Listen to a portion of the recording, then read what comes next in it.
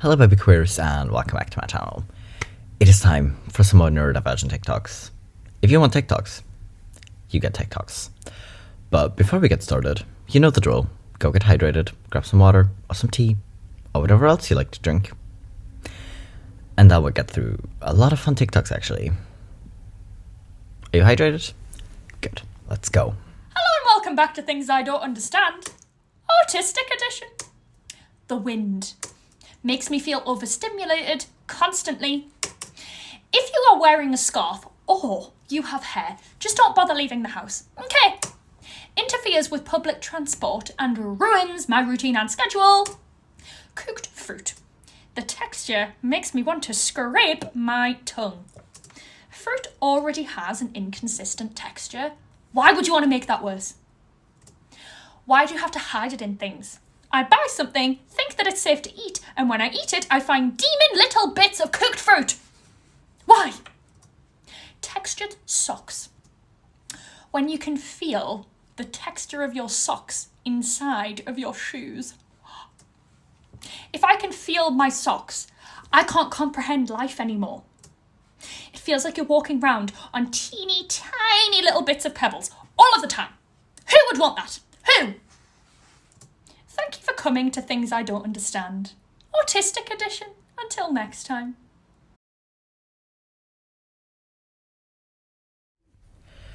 No, honestly, that's just fair. Wind? Always hated it. Because, especially with hair, and then you have it in your face and in your eyes, it's so annoying. And it tugs at your clothes. Hate it. Cooked fruit? Kind of. It actually makes a lot of sense. Especially if you find texture in something you didn't think it was gonna have like a weird texture in it. I hate it. Cooked apple, like apple tarts or something, actually super fine. But anyways, textured socks is exactly the reason I used to struggle with like the socks with the little sticky bits at the bottom. I forgot what they're called. The ones little kids always wear so they don't fall on their face. I used to hate them because then you can feel things and you can also like kind of feel yourself sticking to the floor. I used to hate them. Kind of okay now, but it used to be way worse. Hey, so, what you doing? What do you mean? Well, what's that? Oh, it's a tangle. It's a fidget toy. A toy. In the workplace. Do you think that that's appropriate? Well, I don't really see the issue. This is a working environment, you have responsibilities. We can't afford for you to be distracted. No, it's a fidget toy. It helps me concentrate. A toy that helps you concentrate. Do you think I'm an idiot? No, back chatting. I want rid of it. I don't want it in here. No, look, it's a fidget toy. I sit with it like this, I get on with my work, and it helps me because I don't get overstimulated. Look, I get really fidgety when I'm doing my work, especially when there's demand, so I just like to sit with something to let my energy out. It stops me from getting overstimulated. It helps me with my job, I promise. If I say yes to you, I have to say yes to them, and them, and them, and then for all I know, it's toys in the workplace. It's not a toy. It's literally not a toy. Can you watch your tone with me, please? But it's not a toy. It's literally not a toy. It helps me Right, listen up everyone. Everybody found using toys in the workplace will have me to speak to, okay? They're banned.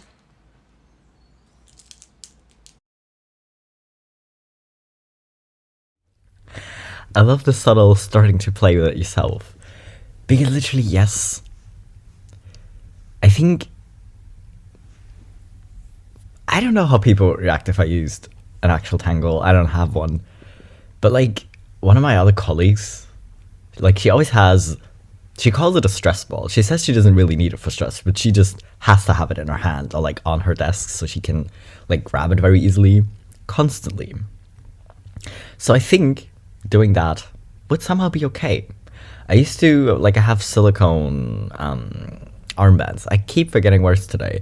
Anyways, I have these silicone armbands with like pride colors. I kind of don't like wearing them because they feel weird against my skin. But I used to like always also like take it off at work and then just have it on my desk and play with that instead. But literally, there's a second version of this video with like noise cancelling earbuds, like not earphones that you can listen to music to, but just kind of like earplugs. Because honestly, yeah, I think Like the other day I put them in because I was so overstimulated. I was about to like break down. But I think a lot of workplaces don't really get it. Neurotypicals take a while.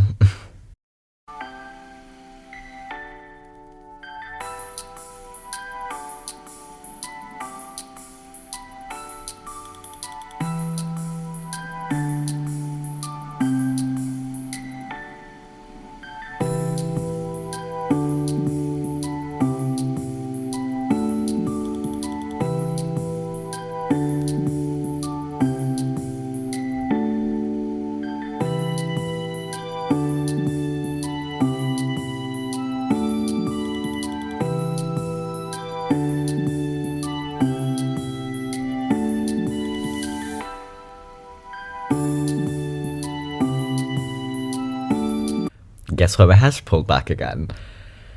I am this close to just shaving it off. It's the same look.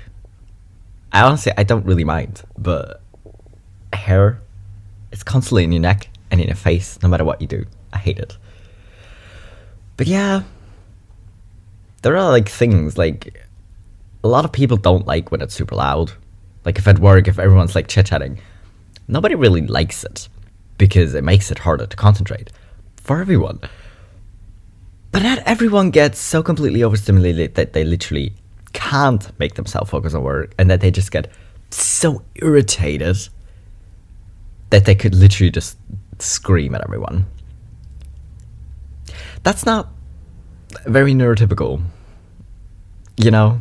Have you heard about the 5 neurodivergent love languages? Now, I'm not talking about the original 5 that we normally hear about, like physical touch or words of affirmation, quality time, acts of service, and gifts. These are 5 different love languages common in neurodivergent people, so let's go over them. Starting off with parallel play or body doubling. I've heard both of these terms being used interchangeably. I tend to be more productive when there's somebody else with me. They don't even need to help me, they just can sit and do their own thing. It's like being alone together. Their presence is enough. This love language is pretty similar to quality time. It's like a thank you for being here type moment, and it's very helpful. Next up, we have penguin peddling. A lot of you know already that I'm a really big penguin peddler. I really like to collect rocks, flowers, bugs, and if I like you enough, I'll give it to you as a gift. I've been doing it since I was little, and I only just recently learned that it's not normal. Not everybody appreciates a pebble or a dead beetle you found on the sidewalk. Penguin peddling is similar to the gift-giving love language. My gifts don't have to be like $1,000. It can be something small like a cool seashell you found that made you think of me. It's like a, hey, I remember you and I'm thinking about you. Next love language is info dumping. So a lot of neurodivergents have special interests and hyperfixations, and we love to talk about them. I tend to info dump when I'm comfortable, excited, or have a burst of energy. Somebody letting me info dump means so much to me because it's like, wow, they care. It's literally so devastating when they're like, when are you gonna stop talking, or are you done yet? I feel like it's kind of similar to words of affirmation. Like, I'm here and I would love to hear you talk about your special interests because it makes you happy and that makes me happy. Next love language is swapping. I've heard it being called support swapping or chore swapping. It's similar to acts of service. For example, let's say I'm stressed about writing an email. My friend is good at writing emails, so she would help me write mine. And in return, I would help her with something that she's stressed about. It's an especially good balance with your friend when your strengths and weaknesses are opposite of each other, so you can swap a lot. Lastly, we have deep pressure, which is similar to physical touch. I personally am not a fan of physical touch or deep pressure in most cases, but a lot of neurodivergents are. Things like weighted blankets and hugs can be very helpful to calm down in cases of panic attacks and meltdowns. There are lots of different ways that neurodivergent people express their love. Bye, guys. Honestly, I especially love that she compared it to like the 5 classic ones. I'm just gonna call them that, because quality time can look different to a lot of people, right? Like everyone defines that as differently, and for a lot of neurodivergent people, body doubling is probably the way to go. Not always, obviously, but sometimes you just like, you want to get some things done, but you still want to spend time with the other person, so you just end up doing that. And I don't see what's wrong with it, because honestly, a lot of neurotypicals do it too. Like if you have a family and someone's just sitting there reading the newspaper in the morning, other people are still having breakfast or being on the phone, you're still spending time together. And then also, penguin peddling, such a cute phrase. It's just such a cute phrase. I love it when people do it, right? I mean, I love getting gifts in general, but I don't get more excited over something expensive versus someone like being like, hey, I saw this cute rock and thought of you. Like my sister was at the store once and bought like random things for her that she needed, but she saw this like cute little tube with unicorn rubbers in them, And she knows I like unicorns because they're cute. And they're pink. So she got me this little tube. I don't know, it was like a buck or something. And I got just excited about that. The whole info dumping, words of affirmation, kind of. Words are involved.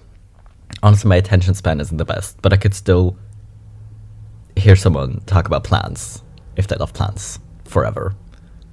I'm not gonna be able to remember everything. I'm not gonna be able to remember anything really, but still. Honestly, support swapping? Yes. Honestly, I don't get why it's kind of looked down on, because you should be a functioning human and do it yourself. Well, who gives a shit? It's okay if you don't, you know? And honestly, deep pressure, yes. Not always. Like, if I don't want it, then I hate having things on me. You know, but usually, yes. Why are you eating your hamburger like that? Well, it's shaped like a circle, so I eat it in a circle. So right now it's shaped like Batman. But why do you have to eat it in a circle? Because when I'm all done, the best part that's left is the middle, and that's the star of the show. Okay, to be fair, I've never seen anyone eat their hamburger like this. But it does make a lot of sense. I'd just be worried of getting my fingers all sticky, so I probably wouldn't. But it just makes a lot of sense, actually. Phrases that have been said to every neurodivergent 1,000 times. Whoa, slow down, you're talking way too fast, I can't keep up. And what we actually want to say back. That's ironic, because you're actually talking way too slow that I can't keep up. Whoa, alright, is there a volume down? You're practically screaming. Whoa, is there a volume up? I can't understand a single thing you're saying. Whoa, slow down, you're like a speed walker, why are you walking so fast? Dude, I'm going my courtesy speed, why do you all walk so slow? And lastly, a thing every neurodivergent hears is like a couple words out of a sentence, and instead of asking what for the third time, we just politely smile and Yeah. nod. Okay, perfect, I'll see you there. What did I just agree to?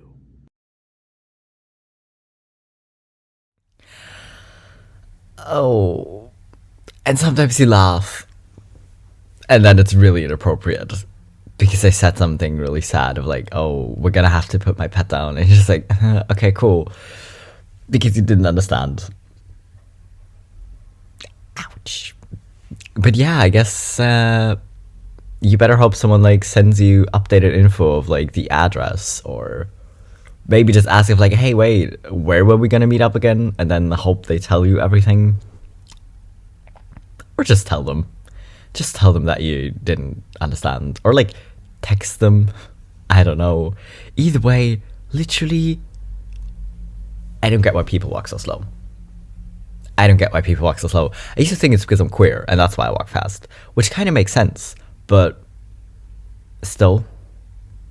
Since a lot of queer people are actually neurodivergent, and a lot of neurodivergent people are queer, it's beginning to make a lot of sense.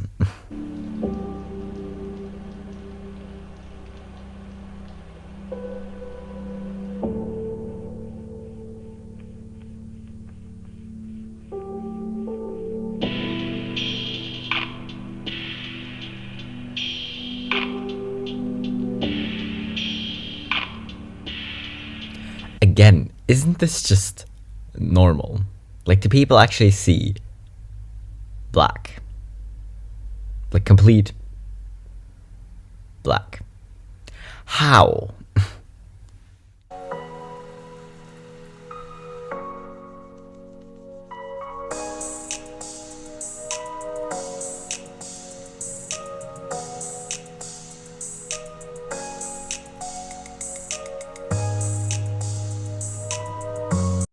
Again, don't change the plans. If I change the plans, that's kind of fine. But I usually don't change them in like super big ways because I planned it. It has to be done this way. I might just decide to kind of change the timing of it. And if like, okay, I'm not going to go in an hour, I'm just going to go now because then I have more time later. That's okay. But if someone else would suggest, hey, let's leave earlier all of a sudden, or hey, can we go half an hour later? No, I can't do it. I mean, I can't do it. I will just be very mad. and stressed. Oh well. Life hacks for the neurodivergent soul. Timer caps for medication. Very helpful. If you hate doing laundry, put some wheels on the bottom of your laundry basket. Then you can take it around the house like a little pet. If you're struggling to drink water, draw a face on your water bottle and give it a cool name. Mine's named H2 Bro. I feel bad when I don't use him, and the guilt helps me stay hydrated. Put a screw in your ceiling and wrap a string around it. Get one of these. Tie these together. Boom, instant blanket fort. Putting strings on my trash cans continue to be the best decision I ever made. Boom. If you're hanging curtains or something else that needs to be level, use Legos as your reference. You can build it to any height you want and you'll get the same measurement every single time. Plus, it's more fun. If you don't have Legos, what? Adding nonsense to your shopping list can bring you joy later because you'll probably forget that you did it. Also, even more fun if you know someone else is gonna get the groceries. Sure, I could sweep this up, but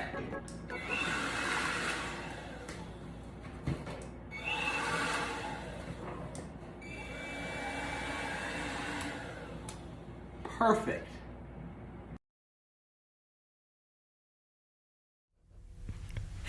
Okay, it definitely takes longer. Also, I don't have a leaf blower. What am I gonna do? Well, anyways, the Lego hack is pretty cool. Kind of only works if you have like an even surface though. Oh well. But for curtains, it probably would work. You can kind of assume that the windows aren't even. So it's fine. But did I just forget everything else I said? Oh, the water bottle. Can anyone try this and see if it works? Because I have like a metal bottle. Like I'm not gonna start drawing faces on it. You know, I'm not gonna do it. But if anyone wants to try these tips, let us know if they worked.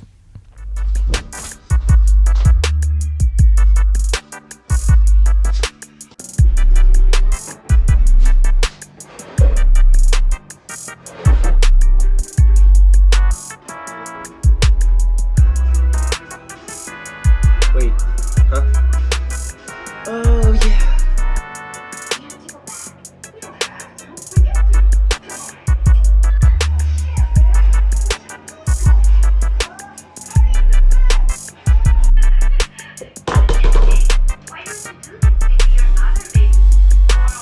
This is why I don't use water glasses or open cups a lot.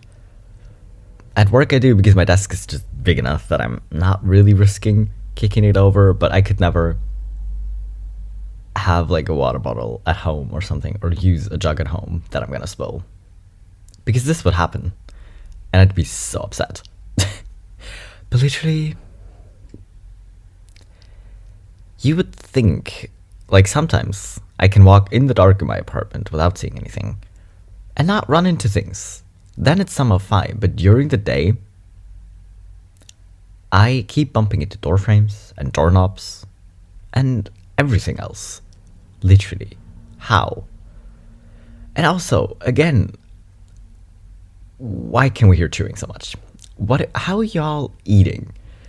I don't know. I can, like, other people can probably hear me chewing too. It's just, it makes a noise. But still, sitting with people who are eating, if you're not eating yourself, because if I'm eating myself, my brain's just focused on that.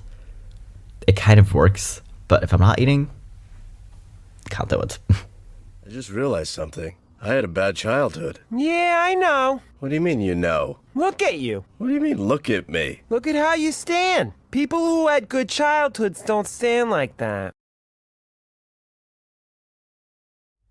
Again, the crossover between queer people and neurodivergent people is very apparent. Because if you sit like this, you're either queer or neurodivergent, or both. I'm not gonna believe you're cishet neurotypical just sitting like that. I don't buy it. Stop spreading lies in your videos. What? Everyone experiences the things that you describe. I do too, and I'm not neurodivergent. It's almost like I'm also a human being with relatable human experiences. So what you're saying is everyone is neurodivergent? No, I'm saying I experience human things, but they often impact me to a degree that is distressing or limiting in my day-to-day. Like everyone can find noises annoying, but for others, often it wouldn't cause panic or avoidance. Or how everyone can feel unmotivated at times, but they're not stuck for hours unable to move or drink water while spiraling into self-hatred. Also, if you experience everything I describe in my videos, you might be neurodivergent. No, I can't be. Okay. Okay. See me in a year, I guess. But literally, that's the thing. Like, neurodivergent experiences, it's kind of about a level of degree, right? Like, everyone forgets what they were doing sometimes. But if it happens a lot, you might have ADHD, you know? And like, everyone can get like overstimulated or need to stim in a way. But like for neurotypicals, it's mostly just like when they're nervous, they might start like fidgeting with a pen when they're about to give a presentation in class. Literally, most people started like stimming and kind of like playing with their hair or with their pen or with their cards they were holding or kind of rocking back and forth. Because that's when your brain needs to regulate. It's just that for like autistic people, it just happens so much more often, and not just in situations that would call for it by neurotypical people, because self-regulating brains is kind of cool if you have it, I guess. You might be neurodivergent if you have a memory that is simultaneously perfect and terrible. For example, you remember a story your friend told you 6 years ago about their mom's cousin's pet fox named Andromeda. You think about it all the time. But the entire month of March, you got nothing. Literally, things change in my apartment. I used to, like, when I was a kid, and things would change in my room, I used to just think there were ghosts, because I didn't remember moving something. I didn't remember putting something somewhere, but it was there. How? But then you just remember like so many stupid little details that you will never need to remember. You don't need it. But to be fair, a story about a pet fox, kind of something worth remembering, actually.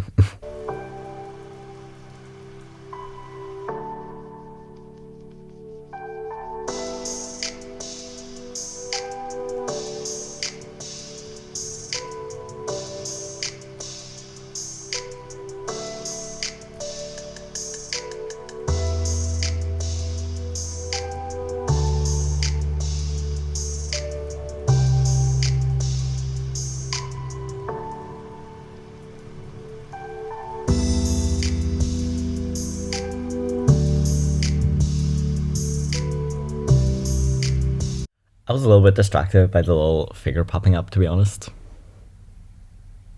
So I might remember even less, but honestly, the one I do remember, like first smile or laughing at things you don't find funny, because like especially if other people are around and they find it super funny and they're just laughing, you're just like, yeah, sure. I don't know if I do it well. I probably don't. Not being honest, in a way, because literally, again, if you're like in a group of people, and I used to just think it's an anxiety thing, right? Because I was like, oh, I don't want to start any fights. Like, I don't want to do that, you know? But honestly, might just be neurodivergence, and also suppressing stims so hard, I don't even realize I'm doing it. And I don't even like realize now that it's kind of starting to fall apart. Like, I don't even think I realize when I do it again, but I still suppress it so much subconsciously. Like, I don't want to anymore. I don't care, but I do. It's gonna take a while, you know? Just don't get why it's so hard for you to do stuff. Let's trade places. Here's 10 spoons to get you through the day. Cool. Are we having soup for lunch? Maybe, but that's not the point. It's a representation of your executive functioning for the day. You're about to do laundry, right? Yeah? Alright, that'll cost you 2 spoons. Give them here. But doing laundry is super easy. It's barely an inconvenience. Not with ADHD. Pay up or let it sit on your bed forever. Okay, geez. Next is grocery shopping. Ooh, that's a big one. Alright, that's gonna be like 7 spoons. I don't get it. Grocery shopping isn't hard. Sure, pay up. What's next? I was gonna tidy my room a little. Yikes, that'll be 2 spoons. That'll put you in spoon debt. What do? I just have 1 spoon left. Nothing. No, you're done for the day. But I still have so much I have to get done. Doesn't matter how much you need it done. If you're out of spoons, it's not gonna happen. I can't get more spoons? Well, you sometimes can. Exercise helps, but for the most part, no, you're done. I love this comparison. I love it when people do these videos and just like compare it to something so easy that neurotypicals might understand. Because I get that it's hard to understand if you don't go through it yourself. Because if you're neurotypical, it's just like, you look at the laundry basket and it's just like, oh yeah, that needs to get done. And you just like, pick it up and do it. I don't get how. And like a lot of neurodivergent people, I thought I was just lazy because, right, if you don't do the thing you need to do that you know needs to get done, you must be lazy, right? When in fact, you would do it. You just don't have any spoons left. And without spoons, you're kind of fucked.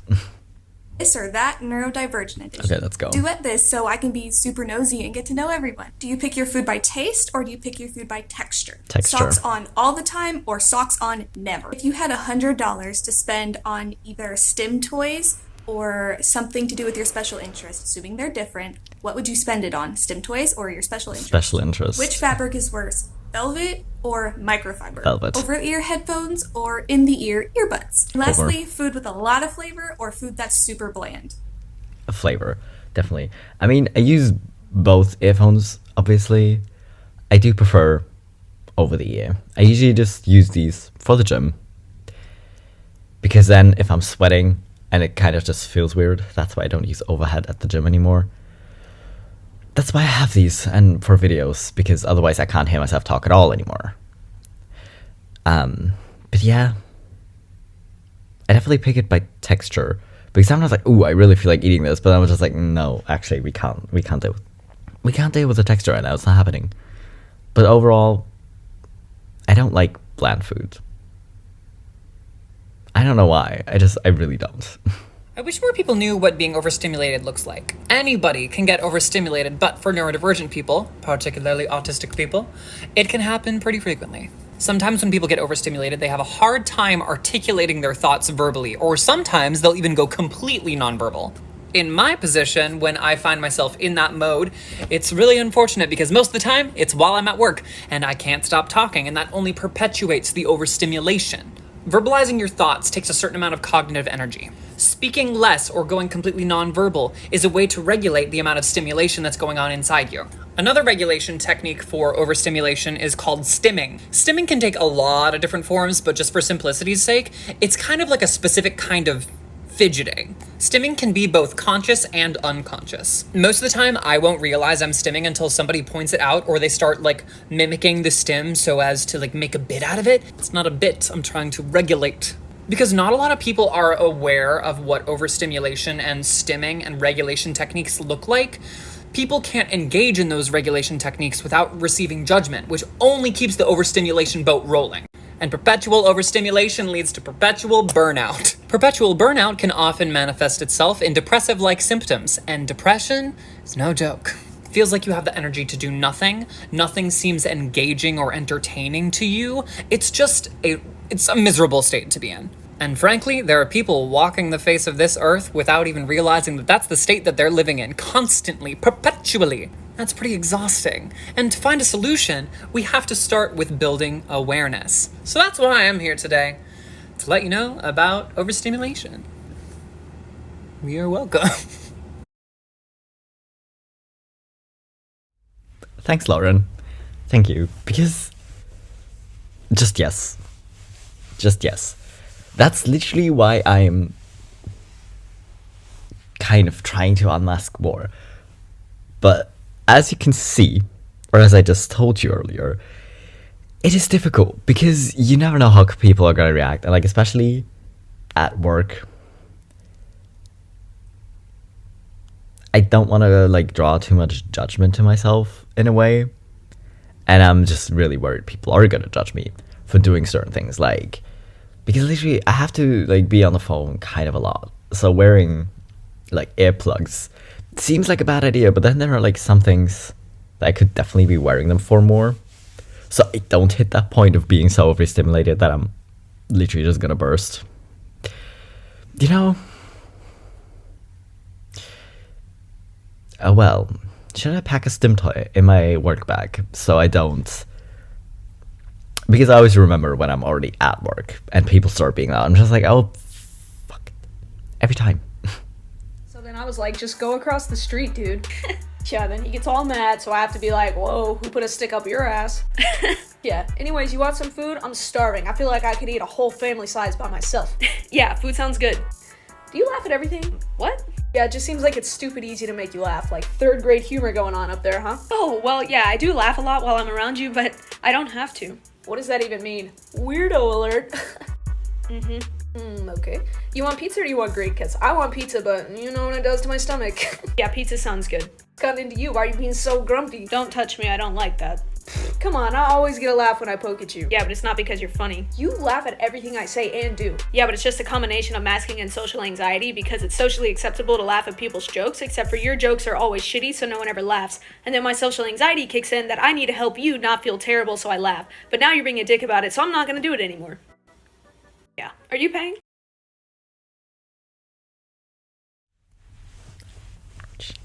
But yeah, literally people are assholes about it. And also, I forgot the percentage, but like a lot of neurodivergent people obviously also have social anxiety because from an early age, you kind of keep being othered by others. Or you just feel alienated because everyone seems to like be in on a joke that you just don't get. So you just kind of start doing these things like laughing at something even though you don't actually think it's funny. You know? Things that hit different when you have ADHD. Number 1. Caffeine naps. There's nothing like the sweet dopamine-filled slumber like a good caffeine nap. With a wacky paradoxical effect of stimulants induced by wacky dysregulated neurotransmitters, it's no surprise that this slightly tachycardic slumber seriously soothes the synapses. Number 2. Remembering what you were trying to remember. Amidst a shrouded working memory and an empty Google search tab, there's no better feeling than when that light bulb pops and you finally remember, ah yes, I was going to look up that actor's name from that one movie I saw like 3 years ago. Oh, and apparently extra dopamine if that actor is Josh Duhamel. Number 3. Post-fixation hydration. Lastly, nothing can quite beat the euphoria of chugging H2O after a hyperfixation that you're pretty sure started 2 days ago. This oh-so-extreme water fast is usually accompanied by a rapid eating fest in the style of binge. But, you know, at least the water feels good.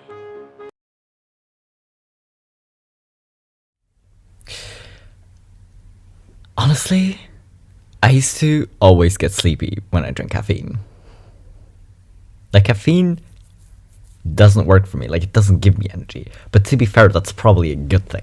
Because I already have too much energy. And if I have too much energy, I just get mad at some point. Because it just drives me insane. Because I have so much energy and I don't know what to do with it.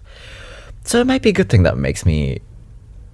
It doesn't actually make me that sleepy anymore. It just kind of calms me down a bit. And helps me focus. And I used to think I was just telling myself that, but... You know, if it works, it works. But literally... This is why I keep telling you to drink. Because I know we all forget to eat or drink. And that's why at this point, I kind of taught myself to feel my body weight too much. And I would just feel it so early on that I'm like dehydrated or hungry or need to pee. That's just so intense that I can't ignore it. Not sure that's better. You might have sensory issues if motorcycles make you physically angry when they drive by. You can tell when one shoelace is tighter than the other. You can literally hear the buzzing of electricity and wires. You often have to have a show and your phone on at the same time. You have some clothes, which are just good clothes, you can wear them anytime. And then you have clothes which are like mid-tier. There have to be special situations in which you can wear them, not every day. And then some clothes that you're like, I bought this, but I'm never putting this on my body again. Okay, literally some clothes are just evil. And they're usually, like, sometimes when you're, like, shopping with other people, and it's just like, no, but it looks really good on you. And then you just get it so they won't be upset or think that you just don't like that taste. And then you have it at home and you just never wear it. Literally. But I don't get how people can just, like, tie their shoelaces. And you look at other people's shoes, and you can already tell one is tighter than the other. And you're just like, how do you do it? How do you not feel that the entire day? How? My God. But literally, some loud noises, kinda bad. Oh well. Put your finger down. I'll tell you why at the end. Put a finger down if you brushed your teeth today. Put a finger down if you brushed your hair. Put a finger down if you got dressed or changed into fresh pajamas. Put a finger down if you made your bed. Put a finger down if you've drunk at least one glass of water, juice, or any other liquid. Put a finger down if you've had a snack today or had at least one meal. Put a finger down if you've spoken to a friend or a family member or communicated with anyone. Put a finger down if you have danced today, gone up the stairs, or done anything to get your body moving. Put a finger down if you've gone to work or school. Put a finger down if you've had a shower or bath today. If you've put any fingers down, I am so proud of you.